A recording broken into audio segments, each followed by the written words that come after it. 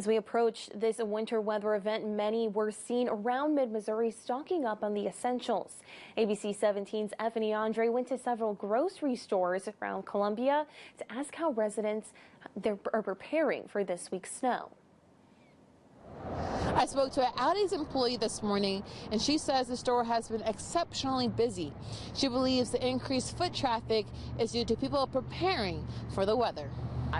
Yes, when I first arrived, there were about 6 shopping carts available to take, so I knew that it was going to be crowded in the store.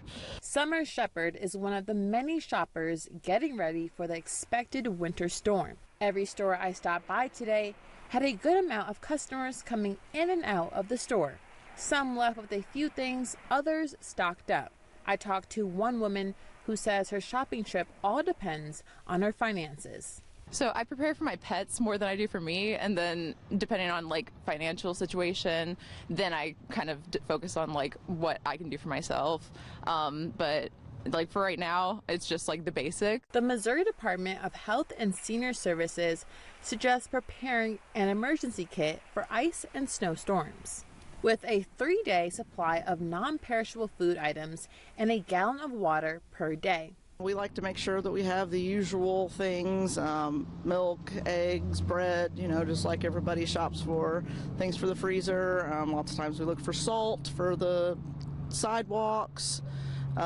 Make sure that we have dog food, just the usual essentials. For the ones who do not want to be troubled going to the store, you also have the option to shop with a simple touch of your fingertips. It's got a list there that I can just click on what I want, and so it doesn't take as long, and then we just select a time the next day and come and pick it up.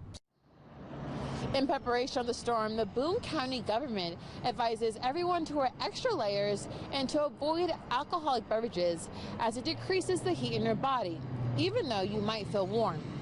Reporting in Columbia, Effany Andre, ABC 17 News.